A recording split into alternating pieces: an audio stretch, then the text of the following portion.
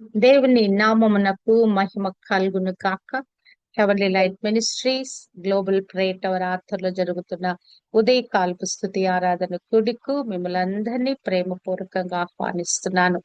మరి దేవుని యొక్క కృపలో మనము యోహాను సువార్త, యోహాను పత్రికలోంచి మనము ధ్యానిస్తూ వస్తున్నాము. భక్తుడైన మరి అపోస్తులుడైన యోహాను, రొమ్మున ఆనుకున్న శిష్యుడైన యోహాను రాసిన ఆ యొక్క అనేకమైన అద్భుతమైన సంగతులు ధ్యానిస్తూ వస్తున్నాము. ప్రాముఖ్యంగా నిన్నటి దినము నుంచి మనము ప్రభు చేసిన ప్రార్థన ధ్యానిస్తున్నాము. మరి నిజంగానే ప్రభు ఆ ప్రార్థన చేసినప్పుడు మరి యోహాను ప్రత్యక్షంగా చూచాడు. ప్రత్యక్షంగా విన్నవాడై ఏమి విన్నాడో, ఏమి మరి ఆయన కనులారా మరి చూచున్నాడో ఆ ప్రార్థన ప్రభు చేయటం చూచిన వాడై దానిని మన కొరకు అద్భుతమైన ఒక ప్రార్థనగా ఆ యొక్క అధ్యాయంలో, ఆ యొక్క యోహాను సువార్తలో పొందుపరిచి ఉన్నాడు. హల్లెలూయా. భక్తులు మరి ఏదైతే ఈ యొక్క బైబిల్ గ్రంథాన్ని సమకూర్చినప్పుడు, యోహాను సువార్తను వారు మరి దీంట్లో పొందుపరిచినప్పుడు ఈ 17వ అధ్యాయాన్ని ప్రత్యేకంగా వారు మరి సమకూర్చినట్లుగా నాకు అనిపిస్తుంది. ఎంతో అద్భుత రీతిగా ప్రభు ఈ ప్రార్థన చేస్తున్నాడు. అనేక అంశాలను సృజిస్తూ తండ్రికి ఒక రిపోర్ట్ ఇస్తూ మరి ఆయన ఈ ప్రార్థన చేస్తున్నట్లుగా మరి అనేక విషయాలను పొందుపరుస్తూ తండ్రితో మాట్లాడుతూ మరి ఏం జరిగిందో రిపోర్ట్ ఇస్తున్నాడు. అంతేకాదు ముందు జరగనైన భవిష్యత్తులో కూడా ఏమి తన శిష్యుల కొరకు ఏమి కావాలో మరి ఆయన తండ్రికి చెప్తున్నాడు.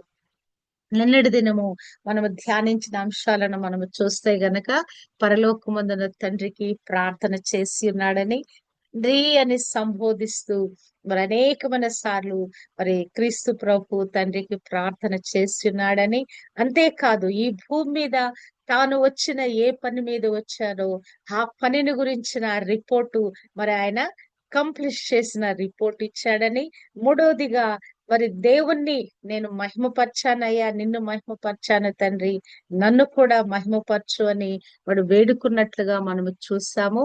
అంతేకాదు మరి తండ్రిని కుమారుని ఎరుగుటే నిత్య జీవం అనే అద్భుతమైన సత్యాన్ని నిన్నటి దినము మనము ధ్యానించాము. ఎరుగుట అనే విషయంలో మనము చూసినట్లయితే మరి తండ్రిని ఎలాగున మరి మరి ప్రభుని ఎలాగున మనం ఎరిగి ఉన్నామనే మాటలను 17:8 రాస్తున్నాడు. నీవు నాకు అనుగ్రహించినవన్నీయు నీ వలననే కలిగినవని వారిప్పుడు ఎరిగి ఉన్నారు. ప్రభుని ఎరుగుట, తండ్రిని ఎరుగుట అంటే ఏంటంటే, నాకు అనుగ్రహించబడినవన్నీ కూడా నీ వలననే కలిగినవని వారిప్పుడు ఎరిగి ఉన్నారు. తండ్రిని ఎరుగుట అనే విషయం అనేది దాన్ని ధ్యానించాము. కుమారుని ఎరుగుట అనే విషయము నిన్నటి ఉదయ కాలము ధ్యానించాము. ఈ వీరిని ఎరుగుట మరి ఆ ప్రభు కలిగిన కృపావరాలు కానీ, ఆ యొక్క అద్భుతం చేసే శక్తి గాని మరి ఇవన్నీ కూడా నీ యొద్ద నుంచే నేను పొందుకున్నానని వారు ఎరిగి ఉన్నారయ్యా. 25లో అంటాడు, లోకము నిన్ను ఎరుగలేదు, నేను నిన్ను ఎరుగుదును, నీవు నన్ను పంపితివని వీరు ఎరిగి ఉన్నారు. అంటే ప్రభుని కంప్లీట్ గా, తండ్రి అయిన దేవుణ్ణి మనము ఎరిగి ఉండాలని యొక్క మాటల యొక్క సారాంశం అని నేను అనుకుంటున్నాను. అంటే తండ్రి కుమారులు ఒక అనుబంధం కలిగి ఉన్నారు. మరి కుమారుడు తండ్రి యొద్ద నుంచి బయలుదేరి వచ్చి ఉన్నాడు. తండ్రిని ఆయన కంప్లీట్ గా ఎరిగి ఉన్నాడు అని, ఆయన యొద్ద నుంచే సమస్తము పొందుకున్నాడు అనే విషయాలు మనము ఎరిగి ఉండుట. నాకు కలిగినవన్నీ నీ వలననే కలిగినవని వారు ఎరిగి ఉన్నారు. అంతేకాదు నేను నిన్ను ఎరిగి ఉన్నానని, నీవు నన్ను పంపితువని వీరు ఎరిగి ఉన్నారు. హల్లెలూయా.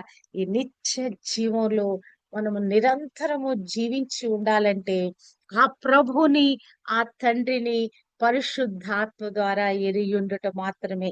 ఓకే, ఈ ఉదయ కాలము ప్రభు మనతో కొన్ని మాటలు మనం మాట్లాడి మరి మనని ఇంకను ఆయనలో స్థిరపరుస్తున్నాడు, బలపరుస్తున్నాడు.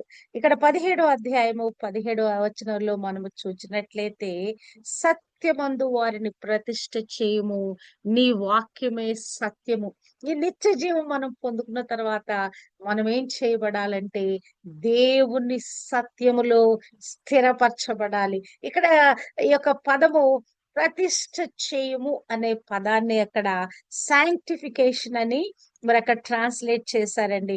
మామూలుగా మనం ప్రతిష్ఠ చేయటం అంటే డెడికేట్ చేయటం అనుకుంటాం, లేకుంటే ఎస్టాబ్లిష్ చేయటం అంటే స్థిరంగా ఒక లోతుగా మరి అక్కడ కదలకుండా మరి కాన్స్టాంట్ గా ఉండేదాన్ని మనం ప్రతిష్ఠ చేయటం, ఒక డెడికేషన్, ఒక ప్రత్యేక పరచుకోవటం. గాని ఇక్కడ ఆ పదానికి అర్థము సాంక్టిఫికేషన్ అని రాశారు. అంటే దేనిలో శాంక్టిఫై చేయబడుతున్నారు, పరిశుద్ధపరచబడుతున్నారు, పవిత్రపరచబడుతున్నారంటే గనక వాక్యము, in the word of God, నీ వాక్యమే సత్యము.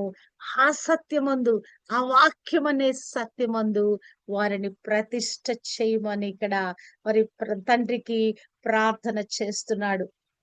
ఎందుకు వారు ఎలా ప్రతిష్ఠించబడాలంటే, వారును సత్యమందు ప్రతిష్ఠింపబడినట్లు వారి కొరకై నన్ను నేను ప్రతిష్ఠ చేసుకొనుచున్నాను. 19లో అంటున్నాడు, అయ్యా వారిని ప్రతిష్ఠింపచేయి, నేను వారి కొరకు నన్ను నేను ప్రతిష్ఠిత చేసుకుంటున్నానయ్యా. దేని కొరకు? వారు సత్యమందు ప్రతిష్ఠించబడటానికి నన్ను నేను, ఈ యొక్క సత్యమందు నన్ను నేను ప్రతిష్ఠ చేసుకుంటున్నాను. హల్లెలూయా. నేనే సత్యమైనాను, మరి నేనే సత్యాన్ని స్థాపించడానికి వచ్చినాను. మరి ఇంత విధంగా సత్యమైన యేసు క్రీస్తు ప్రభు ఉదయకాలం మనతో మాట్లాడుతున్నాడు. నీవు నేను కూడా సత్యమందు ప్రతిష్ఠించబడటానికి, సత్యమైన ఈ వాక్ యందు ప్రతిష్ఠించబడటానికి తన్ను తాను మరి ప్రతిష్ఠిత చేసుకొని ఉన్నాడంట. అంతేకాదు, ప్రభు మనకిచ్చిన గొప్ప కృప, వారికి నీ వాక్యం ఇచ్చి ఉన్నాను. 17:14లో అంటున్నాడు, 6వ వచనములో, వారు నీ వాక్యమును గైకొనుచున్నారు. హల్లెలూయా. గైకొని ఉన్నారు. ఒకటి, ఈ యొక్క సత్యవాక్యాన్ని వారి కొరకు నేను ఇచ్చాను. అంతేకాదు, వారు ఆ వాక్యాన్ని గైకొని ఉన్నారు. 7లో అంటాడు, నీవు నాకు అనుగ్రహించిన మాటలు నేను వారికి ఇచ్చున్నాను. ఏదైతే ఈ మాటలు జీవవాక్యంగా ఉందా, లేకుంటే నేను నేర్చుకున్న బోధలాగున్నది, అది ఏదైనా కూడా నేను నీవు నాకు అనుగ్రహింప చేసిన మాటలు నేను వారికి ఇచ్చి ఉన్నాను.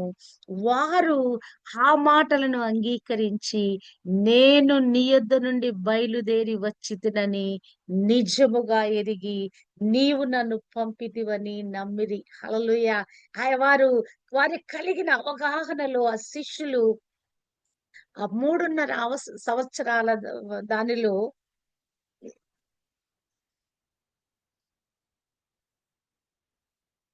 శిష్యులకి ఒక గ్రహింపు కలిగింది. ఏంటి ఆ గ్రహింపు? తండ్రి యొద్ద నుంచి ఆయన బయలుదేరి వచ్చాడు. యూదులకి ప్రభువుకి కలుగుతున్న కాన్ఫ్లిక్ట్ ఏంటి? అసలు ఈయన ఎవరు? ఈయన దేవుని కుమారుడు ఎట్లవుతాడు? పరలోకం ఉన్న తండ్రి ఈయనకి తండ్రి ఎలా అవుతాడు?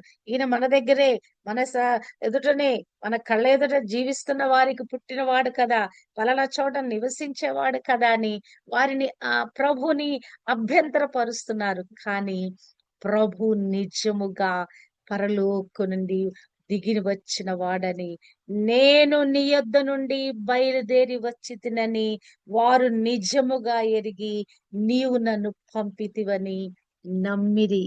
నేను వారికి ఏదైతే మాటలు బోధిస్తున్నానో ఆ మాటలు వారికి నేను ఇచ్చి ఉండగా, వారు ఈ మాటలన్నీ కూడా పరలోకమున్న తండ్రి యొద్ద నుంచి నేను పొందుకొని వారికి ఇచ్చానని వారు గ్రహించారయ్యా అని ఇక్కడ మాట్లాడుతున్నాడు. దేవుని యొక్క వాక్యమందు, ఈ యొక్క మాటల యందు, ఈ సత్యమందు వారిని ప్రతిష్ఠ చెయ్యని ప్రార్థన చేస్తున్నాడు.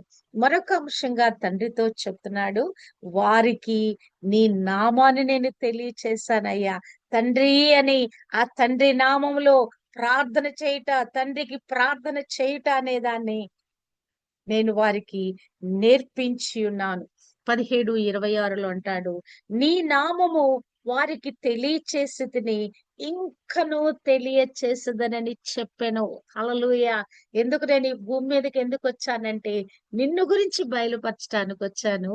నీ యొక్క మహాత్మ్యం గురించి వెల్లడి చేయటానికి వచ్చాను. ఇంకను వారికి నీ నామమును తెలియచేతును. మరి ఇంకను అంటున్నాడు 6వ వచనములో, నీవు నాకు అనుగ్రహించిన మనుషులకు నీ నామమును ప్రత్యక్షపరిచితిని. హల్లెలూయా. నీ నామం నేను తెలియచేయటమే కాదు, నీ నామాన్ని నేను ప్రత్యక్షపరిచాను. తండ్రి ఇలా ఉంటాడు, తండ్రి ఇలాగున మాట్లాడతాడు, తండ్రి ఇలాగున మరి ఒక క్రియలు చేస్తాడని ఆ తండ్రిని, మరి నా తండ్రివైన నిన్ను నేను ఈ వీరికి నేను మరి ప్రత్యక్షపరిచాను. నీ నామము ఏమైనదో, నీవు ఎవరై ఉన్నారో మరి ఆ తండ్రి అయిన దేవుని నీ వారికి ప్రత్యక్షపరిచాను అని చెప్తున్నాడు. నామము, తండ్రి ఒక నామము కలిగి ఉన్నాడు. పరిశుద్ధుడైన తండ్రి, నీతి స్వరూపుడైన తండ్రి, ఆ తండ్రి గుణలక్షణాలతో ఆయన మనం పిలవచ్చు. ఆయన ఆ మాటలు చెప్పి ఆయన ప్రార్థించవచ్చు అని నీ నామం వారికి తెలియచేసి ఉన్నాను. హల్లెలూయా. ఇంకొక మాట చెప్తున్నాడు వారితోటి, నేను మహిమపరచబడ్డాను, తండ్రిని నేను మహిమపరిచాను, తండ్రి నన్ను మహిమపరిచి ఉన్నాడు. ఇప్పుడు నేను వారికి నా మహిమను ఇస్తున్నానయ్యా అని తండ్రితో చెప్తున్నాడు. 22లో అంటున్నాడు, నీవు నాకు అనుగ్రహించిన మహిమను నేను వారికి ఇచ్చి తిని. 23లో కూడా అదే మాటలు మాట్లాడుతున్నాడు. నీవు నాకు అనుగ్రహించిన మహిమను వారికి ఇచ్చి తిని, అంతేకాదు నీవు నాకు అనుగ్రహించిన నా మహిమను వారు చూడవలనని కోరుతున్నాను. ఈ మహిమను వారికి దయచేశాను. వారు దాన్ని పొందుకోవాలి, వారు దాన్ని చూడాలి, వారు దాన్ని గ్రహించాలి, వారు దాన్ని అనుభవించాలి. నీవు నాకు అనుగ్రహించిన నా మహిమను వారికి నేను ఇచ్చి ఉన్నాను. ఈ యొక్క మహిమను వారి చూడాలని నేను కోరుకుంటున్నాను. ఈ మహిమ యొక్క తాకిడి వారు అనుభవించాలని నేను కోరుకుంటున్నాను. హల్లెలూయా. హల్లెలూయా. మరొక అంశంగా అంటున్నాడు, దేవుని ప్రేమ, ఆ ప్రేమ కుమారుణ్ణి ఎడల ఎలాగున ఉన్నది. ఏ ప్రేమతో మరి తండ్రి ప్రేమించాడు, ఆ ప్రేమతో తన శిష్యులను కూడా ప్రేమిస్తున్నట్లుగా ఇక్కడ ఈ ప్రార్థనలో పొందుపరచబడింది. 24వ వచనంలో అంటున్నాడు, తండ్రి, జగత్తు పునాది వేయబడక మునుపే నీవు నన్ను ప్రేమించితివి. హల్లెలూయా. అయ్యా, నన్ను ఎప్పటి నుంచి నువ్వు ప్రేమిస్తున్నావంటే, ఈ జగత్తుకు పునాది వేయబడక ముందే నీవు నన్ను ప్రేమించావు. నీతో కలిసి నేనున్నాను. ఈ ప్రేమ సంబంధంలో మనమున్నాము. ఆ జగత్తుకు పునాది వేయబడక ముందే, ఈ సృష్టిలోకి ఇది కలుగును గాక, ఇది కలుగును గాక అని పలకక ముందే, ఆ సృష్టికి ఆరంభక ముందే, ఈ జగతి మరి ఆ ప్రారంభ పునాది వేయబడక ముందే మరి నీవు నన్ను ప్రేమించావయ్యా అని మాట్లాడుతూ 23లో అంటాడు, నీవు నన్ను ప్రేమించినట్టే వారిని కూడా ప్రేమించావయ్యా. నన్నొక్కడే నువ్వు ప్రేమించట్లా, మరి నాతో పాటు వారిని కూడా నువ్వు ప్రేమిస్తున్నావయ్యా. 26లో అంటాడు, నీవు నా యందు ఉంచిన ప్రేమ వారి యందు ఉండునట్లును, నేను వారి యందు ఉండునట్లును ఇంకను నిన్ను గురించి తెలియ చెప్పేదను. హల్లెలూయా. నువ్వు నన్ను ప్రేమించావయ్యా. ఈ ప్రేమ నన్ను ప్రేమించటమే కాదు, వారిని కూడా నువ్వు ప్రేమించావు. నా యందు ఒక గొప్ప ప్రేమ ఉంచావు ఈ లోకబడల. ఆ ప్రేమ వారి యందును ఉండునట్లును, నేను వారి యందును ఉండునట్లును ఇంకను వారికి నీ నామము గురించి, నిన్ను గురించిన విషయాలు వారికి చెప్తానంటున్నాడు. ఎందుకు మనం తెలుసుకోవాలి? దేవుని ప్రేమలో మనం మునిగి తేలటానికి ఇవన్నీ ఎందుకు తెలుసుకోవాలి? ఆయన గుణలక్షణాలు, ఆయన స్వభావము, ఆయన యొక్క మరి ఆయన ఏమై ఉన్నాడో మనం తెలుసుకున్నట ద్వారా ఇంకను తండ్రి కుమారులకి మనము సమీపంగా జీవించిన వారమై, ఆ ప్రేమతో నింపబడిన వారమై, వారి పోలికలో మనము జీవించి ఈ లోకానికి వారిని గురించి మనము బయలుపరచటానికి, ఇంకను ఆ ప్రేమతో మనల్ని కుమారుణ్ణి ఎట్టి విధమైన ప్రేమతో ప్రేమించాడట తండ్రి, మనను కూడా అదే ప్రేమతో ప్రేమిస్తున్నాడంట. ఆ ప్రేమ మనలో ఉంచబడిందట. హల్లెలూయా, హల్లెలూయా. మరొక మాట చెప్తున్నాడు, అయ్యా వీరు ఈ లోకానికి సంబంధించిన వారు కాదయ్యా అంటున్నాడు. 17:25లో అంటున్నాడు, తండ్రి ఈ లోకము నిన్ను ఎరుగదు, నేను నిన్ను ఎరిగి ఉన్నాను, నీవు నన్ను పంపితివని వీరు ఎరిగి ఉన్నారు. అయ్యా ఈ లోకము నిన్ను ఎరగలేదయ్యా కదా. లోకం ఎరిగి ఉంటే, నేను నిన్ను ఎరిగి ఉంటే, నన్ను ఎరిగి ఉంటే ఇవి చక్కగా బాగుండేది. లోకము నిన్ను నన్ను ఇద్దరిని ఎరగలేదయ్యా. కానీ వీరు మాత్రం నువ్వు నన్ను పంపావని ఎరిగి ఉన్నారు. నీవు నన్ను ఈ లోకమునకు పంపిన ప్రకారము నేనును వారిని ఈ లోకమునకు పంపితిని. అంతే కదా. ప్రభు ఏం చేశాడు? 70 మందిని ఏర్పరిచి శిష్యులను, వారికి దయ్యాల మీద అధికారం ఇచ్చి, ఆ రోగాలు బాగు చేయటానికి, దయ్యాలు వెళ్ళగొట్టడానికి అధికారం ఇచ్చి వారిని లోకంలోకి పంపించాడు. నీవు నన్ను లోకమునకు పంపిన ప్రకారము. ప్రభు అసలు వచ్చిన కారణం ఏంటి? ఆయన పరిశుద్ధాత్మ చేత అభిషేకింపబడి, అపోస్తుల కార్యము 10:38లో మనము చూసినట్లయితే గనక ఆయన మరి యొక్క మరి తండ్రిని గురించిన ఒక గొప్ప సాక్ష్యం ఇవ్వటానికి వచ్చాడు. అంతేకాదు అపవాది చేత పీడింపబడుచున్న వారిని మరి ఆయన విడిపించటానికి వచ్చాడు. ఆ యొక్క 10:38లో చూస్తే నజరేయుడైన యేసుని అభిషేకించాడు తండ్రి అయిన దేవుడు.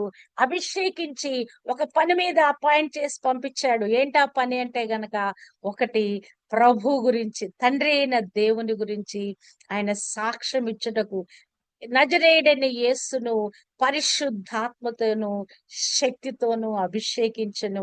ఎందుకు అంటే గనక అపవాది చేత పీడింపబడిన వారినందరినీ స్వస్థపరచుచు సంచరించుచుండెను.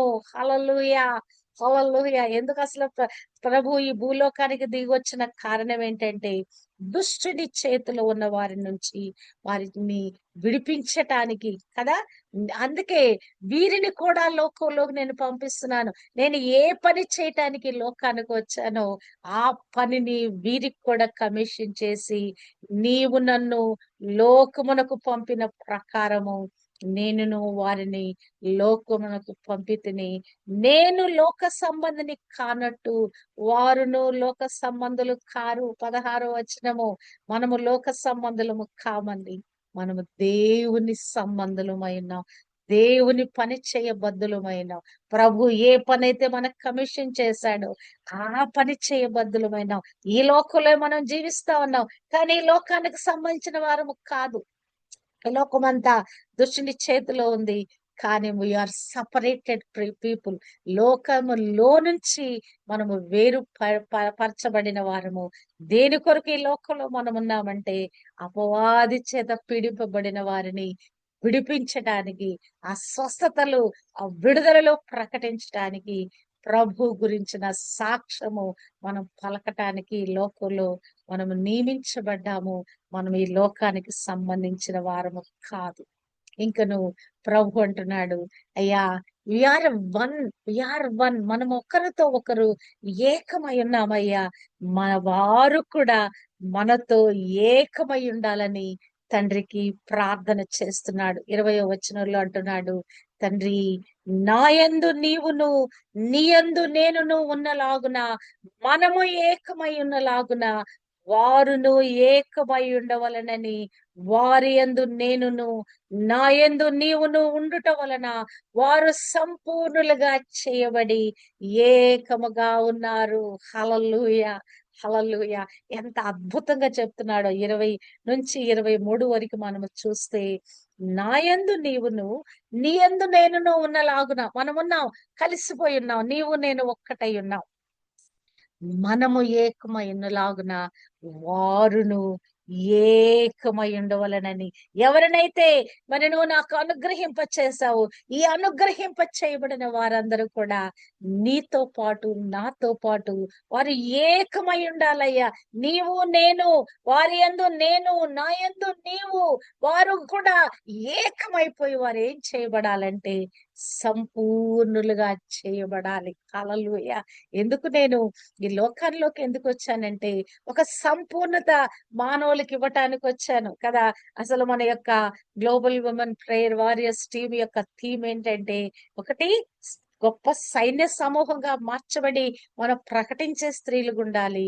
మరొకటి ఎఫెసీ 4:11-13 వరకు రాయబడినట్లుగా ప్రభువు సంపూర్ణతకు తగినట్లుగా ఆ సంపూర్ణతలోకి మనము వచ్చుటకు మరి దేవుడు మనల్ని ఒక టీముగా సమకూర్చాడు. ఒక 5 సంవత్సరాల నుంచి మనం కలిసి ఈ యాత్రలో మనం కొనసాగుతున్నామంటే, ఉదయకాలపు ప్రార్థన యాత్రలో, ఈ స్తుతి ఆరాధన యాత్రలో మనము మరి కొనసాగుతున్నామంటే ఒక కారణం ఉంది. క్రీస్తుకు కలిగిన, క్రీస్తు సంపూర్ణతకు తగినట్లుగా, క్రీస్తుకు కలిగిన సంపూర్ణతకు సమానమైన సంపూర్ణత కలవారు మొగటకు ప్రభు మనల్ని సమకూర్చున్నాడు. నీవు నేను ఏకమై ఉన్నాం, వారు మనతో కూడా ఏకమై ఉన్నారు. కారణం ఏంటంటే వారు సంపూర్ణులుగా చేయబట్టానికి వారిని కూడా అయ్యా నీలో నాలో కలుపుకున్నావయ్యా.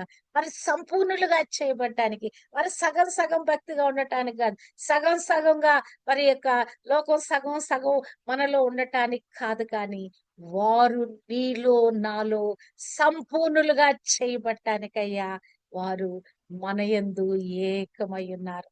హల్లెలూయా, హల్లెలూయా. మా శిష్యుల ఎడల ప్రభుకి ఎంత ప్రేమో చూడండి. ఆయన తండ్రి యొద్ద ఎటువంటి ప్రేమ పొందుకున్నాడో అదే ప్రేమతో శిష్యులను ప్రేమిస్తున్నాడు. అంతేకాదు, వారు సంపూర్ణులుగా చేయబడాలనేది దేవుని ప్రభు యొక్క ఉద్దేశమైనట్లుగా మనము చూడగలం. ఆఖరి అంశంగా ప్రభు వారి గురించి చేసిన ప్రార్థన, ఈ యొక్క 17వ అధ్యాయం అంతా ప్రార్థనే, కానీ ప్రత్యేకంగా కొన్ని అంశాల గురించి ఆయన ప్రార్థన చేస్తున్నాడు.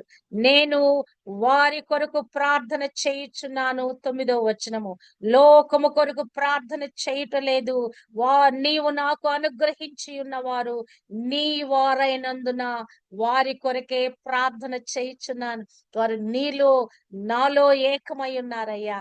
వారి కొరకు నేను ప్రార్థన చేస్తున్నాను. లోకం కొరకు నేను ప్రార్థన చేయట్లా. లోకం కొరకు నా పిలిపిచ్చాను, రండి నా యొద్దకు వచ్చి రక్షణ పొందండి అని వారి కొరకు చేతులు చాచి నా పిలిపిచ్చాను. కానీ వీరి కొరకు నేను ప్రార్థన చేయుచున్నానయ్యా.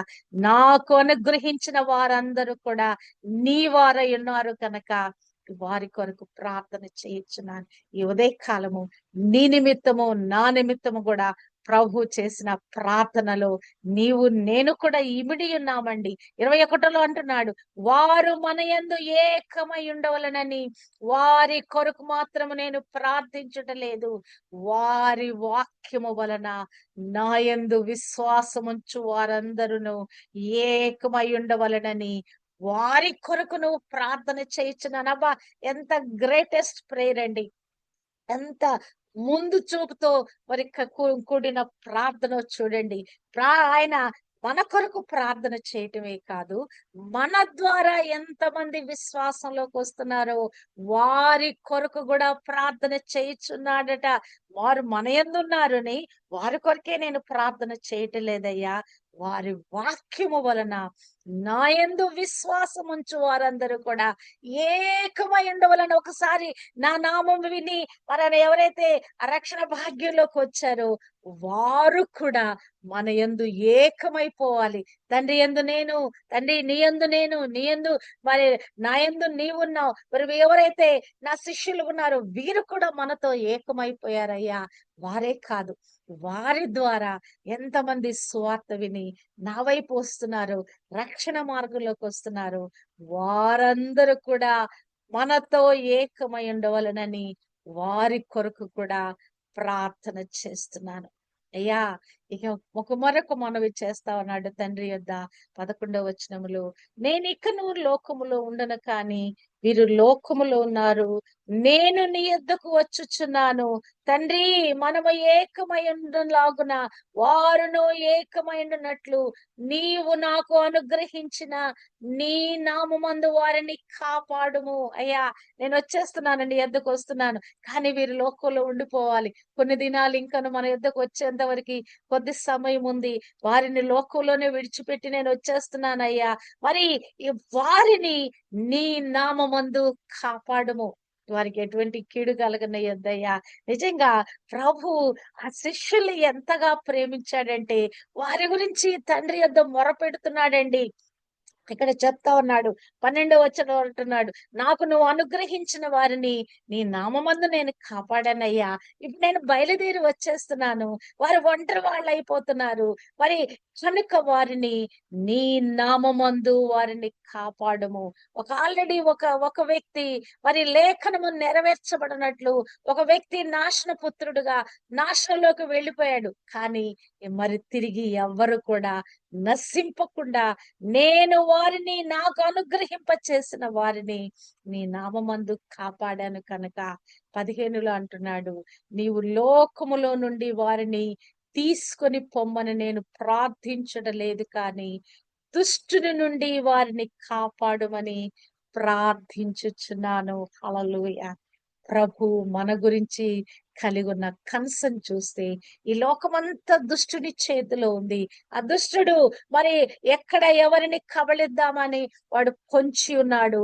వాడి శోధనలోకి తీసుకొని వెళ్ళటానికి వాడు ఏదో ఒక విధంగా మన ఏమరపాటు చేయటానికి వాడు ముందుంటాడు కనుక వాడు పని మరి హత్య చేయటానికి, దొంగతనము, నాశనం చేయటానికి వచ్చేవాడు గనకయ్యా దుష్టుని నుండి వారిని కాపాడము. అక్కడ మరి పరలోక ప్రార్థన మరి చెప్పినప్పుడు కూడా మత్తయి సువార్తలో ప్రభు 6:13లో చూస్తే శోధనలో పడకుండా కీడు నుండి మమ్మల్ని తప్పించుము. ఈ కీడు అనే పదానికి కింద మనము చూస్తే దుష్టుని నుండి మమ్మను తప్పించుము. దుష్టుని నుండి అనే పదానికేమో కింద కీడు అని రాయబడి ఉంటది. కీడు అక్కడ ఫుట్ నోట్స్ లో కీడు నుండి మమ్మను తప్పించుము. ఇక్కడ ప్రభు కూడా వారి గురించి ప్రార్థన చేస్తున్నాడు. అయ్యా, లోకంలో ఉన్న వారు కొద్ది కాలం వారు జీవించాలి, లోకంలోంచి వారిని వెంటనే తీసుకోమని నేను ప్రార్థన చేయట్లేదు, కానీ దుష్టిని నుండి వారిని కాపాడుము అని ప్రార్థన చేస్తున్నాడు. ఆ ప్రభుకి మనడలో ఎంత గొప్ప కన్సర్న్ అండి. అంటే లోకమంతా కీడుతో నిండి ఉన్నది, దుష్టుని చేతిలో నిండి ఉన్నది. ఏదో ఒక అపాయము, ఏదో ఒక కీడు, ఏదో ఒక ఇరుకు ఇబ్బంది, ఏదో ఒక శోధన వాడు మనకి చేయటానికి ఎప్పుడు వాడు పొంచి ఉంటాడు. డైరెక్ట్ గా దేవుని యొద్దకు వెళ్ళి ప్రేరేపిస్తా ఉంటాడు, చూడని సవాలు చేస్తా ఉంటాడు. ఆ భక్తుడు పరిశుద్ధులో కాదో, నిన్ను దూషిస్తాడో లేదో చూడని సవాలు చేస్తా ఉంటాడు. ఇట్టి విధంగా దుష్టుడు ఏమరుపాటు చేస్తాడు గనక వారి నిమిత్తం నేను విజ్ఞాపన చేయించున్నానయ్యా, దుష్టుని నుండి వారిని కాపాడుమని ప్రార్థించుచున్నాను. హల్లెలూయా. ఈ ప్రార్థనలో నీవు నేను కూడా ఉన్నామండి. ప్రభు నన్ను గురించి కూడా ఈ ప్రార్థన చేస్తా ఉన్నాడు. దుష్టు నుంచి కాపాడయ్యా తండ్రి, ఇదిగో నువ్వు నాకు అనుగ్రహింప చేసిన వారు నీవు నేను ఏకమై ఉన్నావు, వారు కూడా మన యందు ఏకమై ఉన్నారు. వారే కాదు, వారి వాక్యము ద్వారా నా యొద్దకు వచ్చి వారు కూడా మనలో ఏకమై ఉన్నారు. వీరందరినీ కూడా నువ్వు కాపాడాలయ్యా, దుష్టు నుంచి వారిని నువ్వు తప్పించాలయ్యా. వారు కీడులో పట్టానికి వీలు లేదు, శోధనలో పట్టానికి వీలు లేదయ్యా అని తండ్రితో ప్రార్థన చేస్తున్నాడు. హల్లెలూయా, హల్లెలూయా. మనము ఈ ప్రార్థన మనం నేర్చుకోబద్దులమై ఉన్నామండి. ఖచ్చితంగా కీడు నుండి మమ్మల్ని తప్పించు ప్రభు అని ప్రార్థన మనము చేసుకోవాలి. అనుదిన మన ప్రార్థనలు యేసు రక్తం చేత మనల్ని మనం కప్పుకోవాలి, మన కుటుంబాలను మనం కప్పుకోవాలి. మనకు కలిగిన ఈవులు, మనకు కలిగిన సంపాద్యము, మనకు కలిగిన వాటన్నిటిని ఆత్మీయ జీవితం మీద ప్రభు యొక్క రక్తాన్ని మనం ప్రోక్షించుకొని ఆ కాపుదలలోకి మనం రావాలి. దుష్టు నుంచి మమ్మల్ని తప్పించు ప్రభా కదా. క్షణమాత్రలోనే ఏదో ఒక హఠాత్ పరిమాణం మన జీవితంలో తీసుకొస్తాడు వాడు. ప్రభు వాటన్నిటి నుండి కూడా నా ప్రియ శిష్యులను కాపాడు తండ్రి అని ప్రార్థన చేస్తున్నాడు. ఆ ప్రియ శిష్యులలో నీవు నేను కూడా ఉందుము కాక. అసలు ఈ ప్రార్థన అంతా చేయటానికి కారణం ఏంటి? అసలు ప్రభు ఈ 17వ అధ్యాయంలో చేసిన ప్రార్థనకు ఒక మూల కారణం చెప్తా ఉన్నాడు. 13వ వచనంలో చూస్తే, ఇప్పుడు నేను నీ యొద్దకు వచ్చుచున్నాను, నా సంతోషము వారి యందు పరిపూర్ణమగునట్లు లోకమందు ఈ మాట చెప్పుచున్నాను. ఈ ప్రార్థన అంతా కూడా తండ్రికి చేసిన సారాంశం ఏంటంటే గనక, నేను వచ్చేస్తున్నానయ్యా, నీ యొద్దకు నేను వచ్చేస్తున్నాను. నా సంతోషం నాకుంటది, కానీ నా సంతోషము వారి యందు పరిపూర్ణమగునట్లు ఈ లోకంలో ఉండగానే లోకమందు ఈ మాటలు నేను చెప్తున్నాను. నేను చేస్తున్న ఈ ప్రార్థన లోకంలో నేను జీవించి ఉండగానే నేను ఈ మాటలన్నీ చెప్తా ఉన్నాను. నా సంతోషము వారి యందు పరిపూర్ణమగునట్లుగా. హల్లెలూయా. కదా! మనకి మనతో ఎవరన్నా కలిసి జీవిస్తే వారి మీద మనకు ఒక ప్రేమ, ఒక మమకారము, ఒక అభిమానము, ఒక ఆప్యాయత, ఒక అనుబంధం మనకి ఏర్పరచబడుద్ది కదా! మన కుటుంబస్తులు గాని, మన స్నేహితులు గాని, ఎవరితో సహవాసం చేస్తున్న వారితో గాని. ఇప్పుడు నాకైతే మన టీం అందరిని బట్టి నాకెంతో మరి ప్రేమ అనురాగాలు ఉంటాయి. నాకు ఒక్కొక్కరి గురించి, కుటుంబాల గురించి ఎలా ఉన్నారో ఏంటోనని ఒక చింత, ఒక దిగులు కూడా నాకు అనిపిస్తది. ఎలా ఉన్నారు, ఎవరైనా జాయిన్ కాకపోతే, లేకుంటే వారితో నాకు కనెక్షన్ దూరం అవుతా ఉంటే నాకు బాధ అనిపిస్తా ఉంటది. అంటే ప్రభు కూడా వారిని విడిచి వెళ్ళేటప్పుడు ఇక అయిపోయింది, ఆయన సమయం అయిపోయింది, గయ్యా వచ్చేసి ద టైమ్ హాస్ కమ్ కదా! మొట్టమొదటిగానే చెప్పాడు, నా సమయం అయిపోయింది గనకయ్యా నేను అప్పచెప్తున్నాను, నా రిపోర్ట్ నేను అప్పచెప్తున్నానని మరి మాట్లాడి ఉన్నాడు కదా! ఈ అంశాలన్నీ మాట్లాడాడు. కారణం ఏంటంటే, ఇక నేను లోకంలో విడిచిపెట్టి నీ యొద్దకు వస్తున్నానయ్యా, మరి నా సంతోషము వీరి యందు పరిపూర్ణమగునట్లు లోకమందు ఈ మాటలన్నీ చెప్తా ఉన్నాను. మరి నీ చేతికి అప్పచెప్తున్నాను.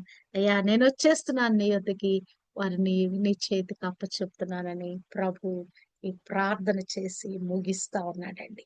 నా సంతోషము వారి యందు పరిపూర్ణమగునట్లుగా. ప్రభు యొక్క సంతోషము మనలో పరిపూర్ణం కావాలి, మన ద్వారా పరిపూర్ణం కావాలి.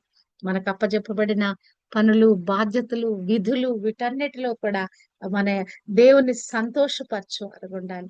ఆయనను ఆనందపరచువారుగా ఉండాలి. ఆయనకు మహిమ తెచ్చేవారుగా మనం ఉండాలి కదా! ఇవన్నీ మనకి ఇచ్చాడు. ఆయన మహిమ ఇచ్చాడు మనకి. ఆయన నామాన్ని మనకు తెలియపరిచాడు. ఆయన వాక్యమందు మన ప్రతిష్టపరిచాడు కదా! అన్ని కూడా ఇగోయ్యా వీరి కొరకు నేను ప్రతిష్ఠ చేసుకుంటున్నాను. వీరికి నీ నామాన్ని ఇచ్చానయ్యా. వీరిని నేను మహిమపరిచి ఉన్నానయ్యా. నా యందు వారు కూడా ఉండునట్లుగా అయ్యా నీ యందు కూడా వారు ఏకమైనలాగా వారి కొరకు నేను ప్రార్థన చేస్తున్నానయ్యా. వారి కొరకే కాదు, వారు వాక్యం విన్న వారు కూడా మరి మన యందు ఉండాలని నీకు ప్రార్థన చేస్తున్నానయ్యా. అంతేకాదు వారిని దుష్టుడి నుండి తప్పించు తండ్రి అని ప్రార్థన చేస్తా ఉన్నాడు. హల్లెలూయా. ప్రభు యొక్క సంతోషము పరిపూర్ణము చేయనట్లుగా నీవు నేను ఈ లోకంలో ప్రయాసపడదుము గాక. హల్లెలూయా.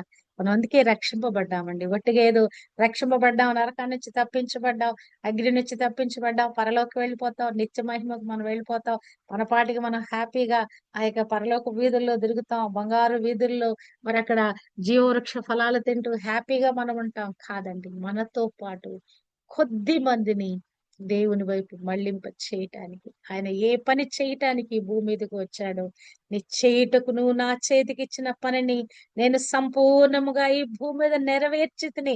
ఆయన ఒక పని ఉద్దేశం కలిగి వచ్చాడు. అపవాది చేత పీడింపబడుచున్న వారిని, ఆ యొక్క బదిలీలుగా ఉన్న వారిని విడిపించటానికి ప్రభు వచ్చాడు. Global women prayer warriors team కూడా ఇదే థీమ్ కు మనం కలిగి ఉన్నాం. ఎక్కడెక్కడ దుష్టుడు ఎవరెవరిని బందీలుగా చేసుకున్నాడు, ఆ బంధకాలలో ఉన్న వారిని విడిపించటానికి 61వ అధ్యాయం యెషయా గ్రంథంలో రాయబడినట్లుగా ప్రభు ఒక దినాన ఆ యొక్క మరి మందిరంలోకి వెళితే వాక్యం చదవటానికి యెషయా గ్రంథం ఆయన చేతికి ఇవ్వబడిందంట.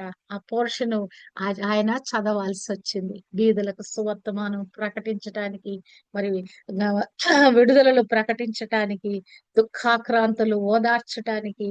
మరి ఆ ప్రభు ఏ కారణం చేత లోకానికి వచ్చాడో అక్కడ రాయబడి ఉన్నదండి. నీవు నేను కూడా అభిషేకము పొందుకొని మనము కూడా ప్రభు వలె చిన్న చిన్న క్రీస్తులుగా మనం మారిపోయాం. క్రీస్తు కొలతలేని ఆత్మ కలిగి ఉన్నాడు. నీవు నేను కూడా ఆత్మాభిషేకము పొందుకున్న వారమై, క్రీస్తుకు కలిగిన ఆత్మాభిషేకం మనం పొందుకున్న వారమై, మనము కూడా ఆ దుష్టుని చేతిలో బందీలుగా ఉన్న వారిని విడిపించబద్దులమై ఉన్నాం. హల్లెలూయా. మన మోటు, మన లక్ష్యము, మన గోల్ ఇదే ఉండాలండి. ఏ విధమ చేతనైనా ప్రభు రాజ్య విస్తరణ కొరకు మనం ప్రయాసపడాలి. ప్రభు మరి ఎవరెవరిని మరి రక్షించటానికి ఆయన ఆయత్తపరుచున్నాడో ఆ ప్రజలను మనము దేవుని రాజ్యంలోకి మనం మళ్ళించాలి.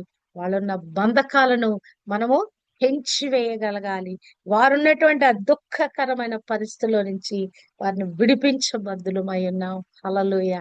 అట్టి విధంగా ప్రభువు చేసిన ఆ యొక్క పరిచర్య, ప్రభువును పోలిన వారమై, ప్రభువు చేసిన ప్రార్థన మనము కూడా చేస్తున్న వారమై, ప్రభువు జీవించిన విధానంలో ఆయన ఈ భూమి మీదకి వచ్చినా కూడా తండ్రితో ఎల్లప్పుడూ కనెక్ట్ అయి ఉన్నాడు.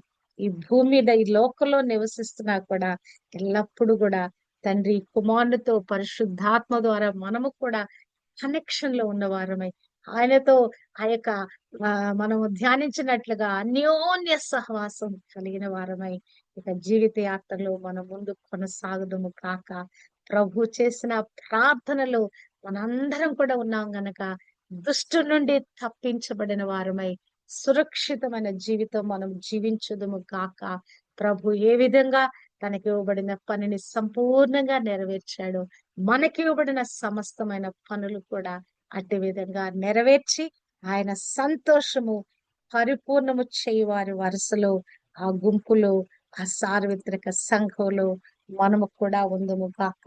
అట్టి కృప దేవుడు మనకు అనుగ్రహింప చేయను కాక.